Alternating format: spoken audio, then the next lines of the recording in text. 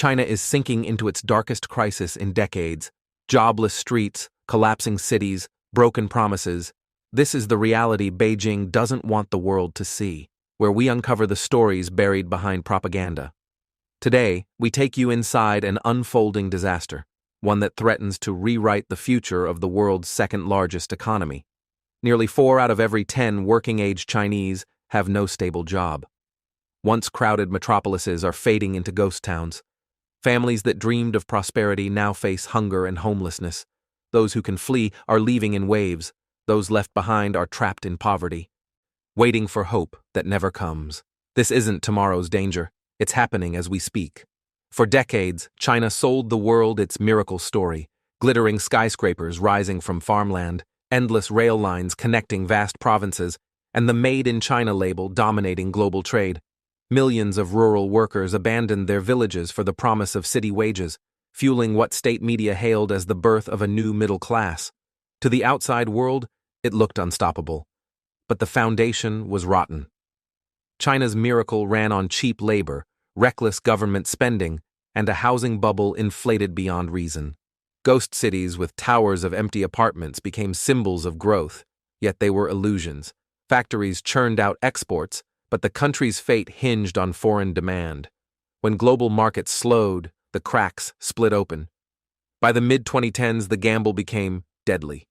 Developers borrowed mountains of debt, families poured savings into fragile apartments, and local governments survived by selling land. Then came the shocks. The U.S. trade war, a pandemic that crushed small businesses, and mass youth unemployment. Developers went bankrupt, homes lost value, and millions of families saw their savings vanish overnight. The state kept chanting slogans of stability and resilience, but behind the curtain the truth was undeniable. Factories shutting down, stores abandoned, and citizens slipping back into poverty. Independent reports now suggest up to 40% of China's workforce is unemployed or scraping by on temporary, unstable jobs. This is not just an economic slowdown, it is a social earthquake. Across China's biggest cities, the silence is deafening. Shuttered malls, half-built skyscrapers, train stations crowded with migrants escaping to foreign lands. On the streets, survival takes the form of street stalls, gig work, or sleeping rough under bridges. The propaganda machine can no longer mask the scale of collapse. The suffering is too widespread, too raw to ignore. The nation once praised as an unstoppable giant is staring at a future of decline and disintegration. And what happens next in China will not stay within its borders. It will ripple across the globe. In China's biggest cities, Beijing, Shanghai, Guangzhou, the cracks of decline are impossible to ignore. Glittering malls that once overflowed with shoppers now sit half-empty, storefronts boarded up, banners peeling in the sun. On side streets, crowds clutch resumes outside agencies that offer nothing. Job fairs have become scenes of chaos, thousands chasing a few low-wage jobs that vanish almost as quickly as they appear. The collapse weighs heaviest on China's youth. A generation raised to expect prosperity now calls itself the lost generation. College graduates send out hundreds of applications and get no reply. On social media, despair spills out. Stories of rejection, hopelessness, and wasted ambition. Many young people have chosen to lie flat, rejecting the endless grind, cutting expenses to the bare minimum, or retreating back to rural hometowns. It is quiet resistance, born from shattered dreams. Migrant workers, once the engine of China's rise, face devastation too. In Guangdong and Zhejiang, factories shut down one after another, unable to compete with cheaper neighbors like Vietnam or survive collapsing foreign demand. Machines are stripped for scrap, and thousands of workers are sent back to villages that cannot sustain them. In construction, bankrupt developers vanish, leaving unpaid wages and half-finished towers as scars across the skyline. Workers stranded at abandoned sites beg for months of back pay that will never come. But the countryside offers no salvation. With farming unable to absorb the unemployed, poverty spreads. Families that relied on remittances from children in the cities now struggle to afford food, surviving on meager pensions. Returning migrants crowd into small homes, fueling tensions, arguments, and growing anger toward powerless officials. Meanwhile, homelessness grows more visible. Under bridges in Chengdu, at train stations in Wuhan, in alleys of Xi'an, makeshift shelters rise at night only to be torn down by police the next morning. Among the homeless are not only the poor, but once middle-class families ruined by failed housing projects and factory workers who lost both jobs and employer housing. For those who can escape, leaving China has become the dream. Students and professionals pour into Singapore, Canada, and Australia. Wealthy families send children abroad with no plans of return. Others take dangerous smuggling routes into Southeast Asia or even toward the US. But the dream often collapses into another nightmare. Scams, trafficking, and forced labor in criminal compounds across Cambodia, Myanmar, and Laos. Inside China, unrest brews beneath the surface. Fired workers protest unpaid wages, clashing with riot police outside government offices. Videos leak online, only to be censored within hours. Yet they circulate in private groups, fueling anger and fear. Official numbers claim unemployment of just 5% or 6%, but these figures exclude youth, migrants, and millions who have stopped looking for work. Independent estimates suggest the true number is closer to 30%, to 40%. On the streets, survival reshapes daily life. Street stalls selling cheap snacks and second-hand goods multiply. Apps offering gig work, delivering packages, walking dogs, tutoring are flooded with applicants far beyond available jobs. Engineers, teachers, and former office workers now scrape by on part-time hustles. Others abandon city life completely, retreating to rural collectives or attempting subsistence farming. Outwardly, silence prevails. People avoid speaking openly, fearing punishment. But privately, despair spreads. Families whisper about sending children abroad. Neighbors quietly sell belongings. Communities brace for a darker tomorrow. This is more than just unemployment. It is a social unraveling. The collapse of work has gutted the promise of China's so-called miracle. It is not the result of one single event, but of decades of fragile growth propped up by debt, speculation, and authoritarian control. 3 pillars of the crisis stand out. For 20 years, property was the fuel of China's boom. Local governments selling land, developers drowning in debt, families pouring savings into apartments. It created the illusion of endless prosperity. But when the bubble burst, it wiped out trillions in wealth, leaving behind ghost cities, abandoned dreams, and millions with no way forward. China once sold the world an image of unstoppable rise. Today, it is confronting an unraveling that its leaders cannot admit and its people can no longer ignore. China's economic engine is breaking down. The property sector, once a third of the nation's GDP, has imploded. Abandoned projects, bankrupt developers, and families drowning in unpaid mortgages have dragged down not only construction, but also the industries that fed off housing: steel, cement, furniture, appliances. What was once China's crown jewel is now a heavy anchor pulling the economy under. The world's factory is fading too. Rising wages, a shrinking workforce, and geopolitical tensions have driven global companies to shift production to Vietnam, India, and Mexico. The U.S. trade war, sanctions, and slowing global demand have gutted exports. In China's manufacturing hubs like Guangdong and Zhejiang, factories are shutting down in waves. Entire assembly lines are scrapped, and thousands of workers sent home. Confidence shattered, futures erased. And Beijing's iron grip only deepens the crisis. The crackdown on tech giants killed innovation and wiped out high-paying jobs. Zero-COVID lockdowns crushed millions of small businesses, restaurants, shops, factories that never reopened. Instead of encouraging recovery, the state doubled down on control, censorship, surveillance, and policies that suffocate entrepreneurship. Official jobless numbers are manipulated to hide the truth. Stimulus funds are wasted on short-term infrastructure projects. Safety nets are weak, leaving families defenseless against poverty. Behind the slogans of stability, the reality is collapse. Independent estimates show 30% to 40% of working-age Chinese are jobless or underemployed. The social impact is brutal. Homelessness is rising in cities once thought immune. Workers sleep in underpasses. Tents appear in parks at night only to be cleared by police at dawn. Parents who sunk life savings into worthless apartments can no longer support their children. Young adults move back with grandparents, creating tension, despair, and even suicides the government won't admit. Those with money are fleeing, buying foreign visas, sending kids abroad, draining savings to escape. The poor take dangerous smuggling routes only to end up in scams and forced labor camps across Southeast Asia. The desperation to leave speaks louder than any statistic. At home, anger simmers. Laid-off workers protest outside government offices, demanding unpaid wages. Clashes with riot police leak briefly online before being censored. Protests are scattered, but they are multiplying, and Beijing fears they could one day unite into something unstoppable. China's crisis is no longer just economic. It's social, political, and deeply human. Empty towers, shuttered factories, homeless families, fleeing citizens. The unraveling is visible everywhere, and unless the system itself changes, the collapse will only accelerate. The Mid-Autumn Festival and National Day are coming soon. Yet in the markets, there are no stalls, no shops, and even the streets are empty without shoppers or vendors.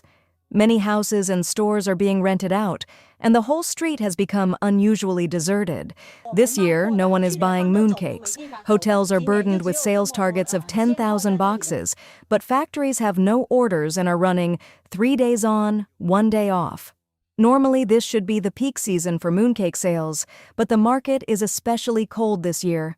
Factories dare not produce because last year's unsold goods piled up with nowhere to go. Now, this is the reality we face.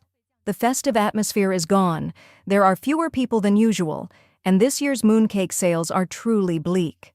Many friends have already felt this. This Mid-Autumn Festival is full of depression and silence. Compared with previous years, no one can understand this year's business. Some predict that this will be the worst Mid-Autumn Festival for buying, gifting, and consuming mooncakes in living memory.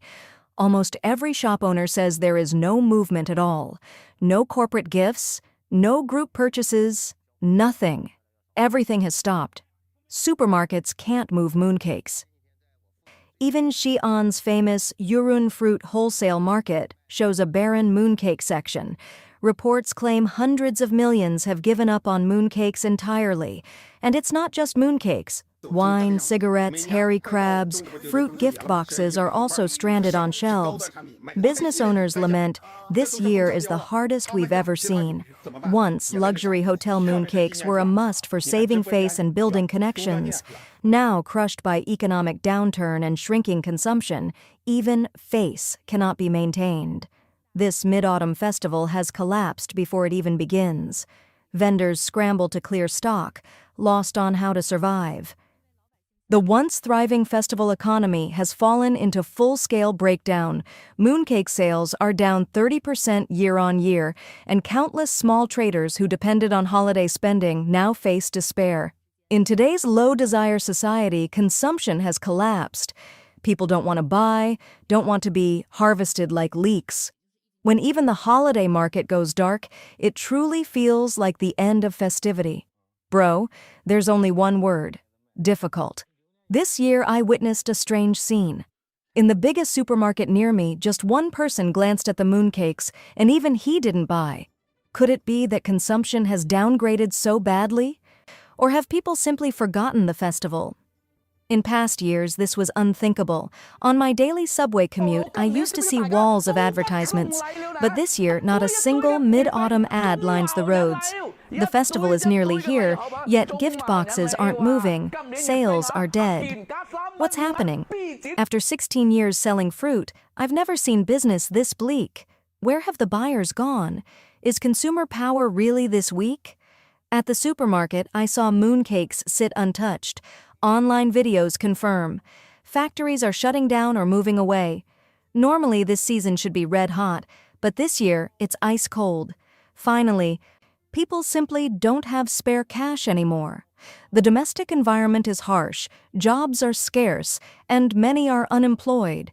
In the past, no matter how tough life was, people would still buy mooncakes to gift relatives and friends.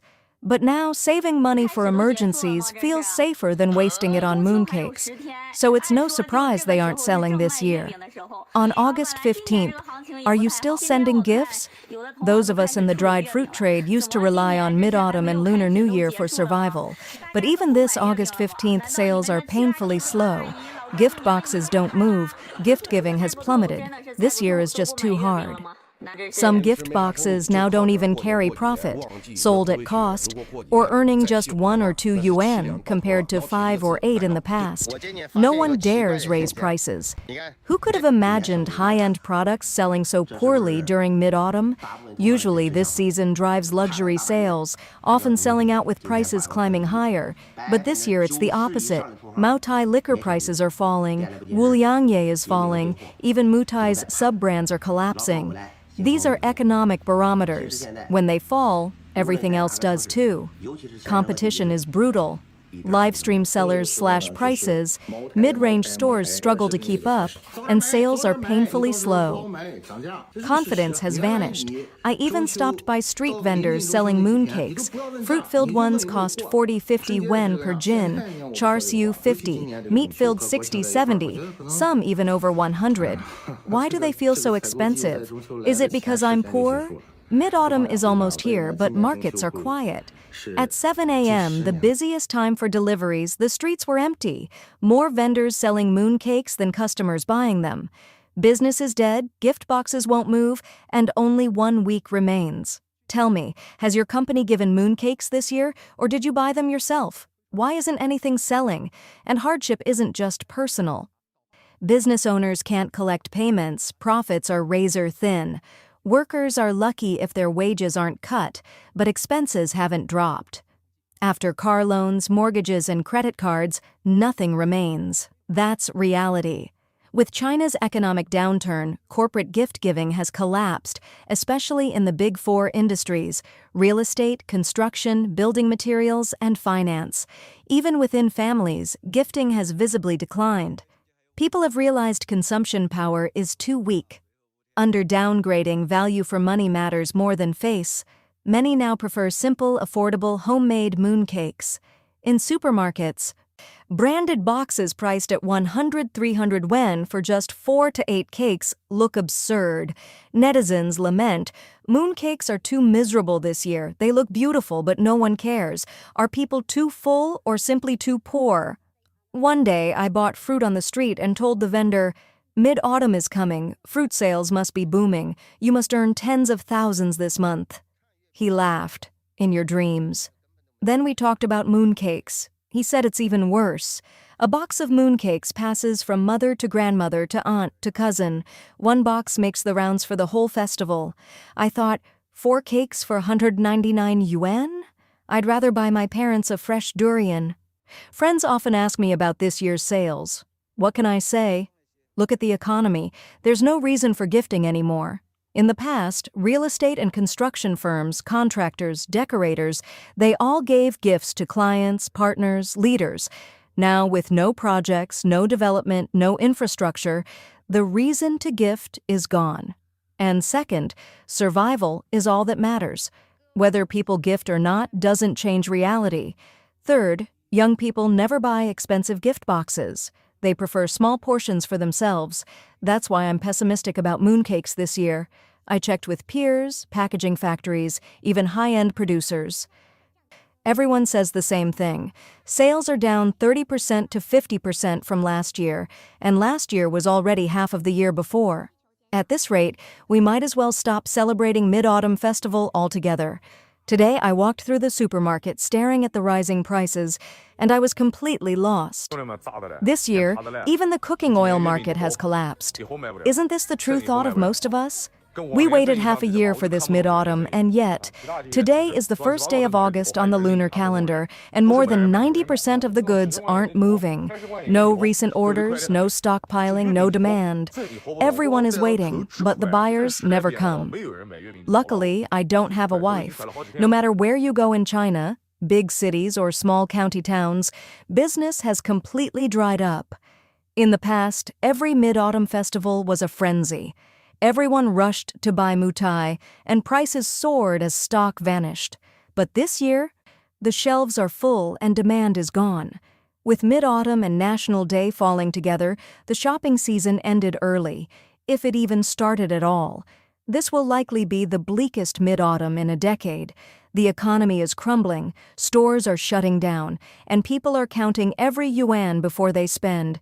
Even mooncakes, just flour and filling, now cost hundreds of yuan a box, and most people simply don't see the point. The fruit wholesale market is even more heartbreaking. I thought the pandemic years were tough, but this year is worse. High-end fruits don't sell, low-end ones are stuck in price wars, and profits are razor-thin. Longtime clients haggle over mere cents, and if you don't agree, they leave. Everyone is exhausted, mentally and physically. At the markets, no one talks about profit anymore, only about who can survive the longest. Even luxury liquor is collapsing. Feichin Mutai has plunged to around 1,800 yuan, Wuliangye barely over 800, and prices are still falling. If the liquor industry looks like this, others are doing even worse. What's most frightening is that this isn't the end, it's just the beginning. Next year could be even harder. The once booming fruit markets are now eerily quiet. Prices keep dropping, but customers walk away.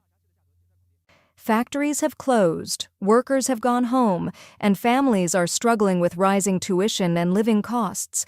Even fruit, once seen as a safe business, has become a battlefield. Shops have multiplied, competition is brutal, and no one is making money. This year's Mid-Autumn Festival isn't a celebration. For countless small business owners, it's a disaster, a brutal reminder that China's economic winter has truly arrived.